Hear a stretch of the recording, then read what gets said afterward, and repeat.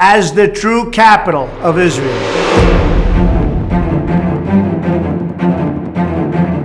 সন্দেহ, অবিশ্বাস আর বিভেদে যুক্তরাষ্ট্র সহ পশ্চিমারা যখন ধুঁকছে, ঠিক তখনই নিজেদের মধ্যে বন্ধুত্বের শক্তি আরও জোরালো করার কাজে নেমেছে ইরান, রাশিয়া ও চীন।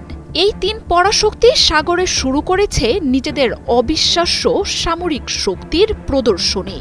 সামরিক শীর্ষ শক্তির এই তিন দেশের মিলিত মহড়ায় যেন প্রলয় শুরু হয়েছে ইরান উপকূলে। আর পুতিন, শি, পেজেশকিয়ানের এই মহড়া ভাঙনের মুখে থাকা পশ্চিমাদের ঘুম উড়িয়ে দিয়েছে। ইরানের চাবাহার বন্দর উপকূলে সোমবার থেকে শুরু হয়েছে তিন দেশের এই সম্মিলিত সামরিক মহড়া।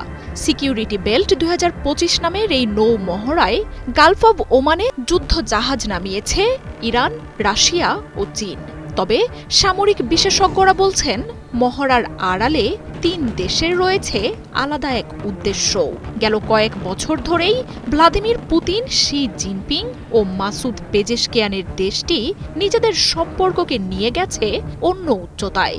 বিশ্বজুড়ে ক্ষমতার পালাবদল আর ভূরাজনৈতিক উত্তেজনার মধ্যে পশ্চিমাদের নিজেদের একতার শক্তির বার্তা দিয়ে রাখছে দেশগুলো। রাশিয়া, চীন আর ইরানের মতো শক্তিধর দেশগুলোর এমন মহড়ার ঘটনায় উদ্বেগ আর শঙ্কা দেখা দিয়েছে ভাঙনের মুখে থাকা পশ্চিমা দেশগুলোতে। এই নিয়ে প্রশ্ন করা হয় মার্কিন প্রেসিডেন্ট ডোনাল্ড ট্রাম্পকেও। যদিও ভ্লাদিমির পুতিন, শি জিনপিং আর মাসুদ পেজেশকিয়ানের দেশের শক্তির এই প্রদর্শনের মহড়ায় যুক্তরাষ্ট্র চিন্তিত নয় বলে মন্তব্য করেছেন তিনি। উল্টো তাদের সবার চেয়ে যুক্তরাষ্ট্রের একার শক্তি আরও বেশি বলেও মন্তব্য করে বসেন ট্রাম্প। তবে ট্রাম্প চিন্তিত নন বলে জানালেও মার্কিন প্রশাসন যে এই দেশগুলোর জোট নিয়ে বেশ ভালো আতঙ্কে আছে তা বেশ কিছু খবরেই উঠে এসেছে। চীন, রাশিয়া, ইরান ও উত্তর কোরিয়ার কৌশলগত জোটকে এরই মধ্যে এক নায়কদের অক্ষের মতো বেশ কিছু নামে সম্বোধন করতে শুরু করেছে দেশটি। সম্মিলিতভাবে এসব দেশগুলোর শক্তি যে পুরো পশ্চিমা সাম্রাজ্যকে ধসিয়ে দিতে পারে সেই শঙ্কাও রয়েছে ওয়াশিংটনের। এমনকি বিকল্প জোট করা এসব দেশের লক্ষ্যই ইউরোপ আমেরিকার আধিপত্যের পতন ঘটানো।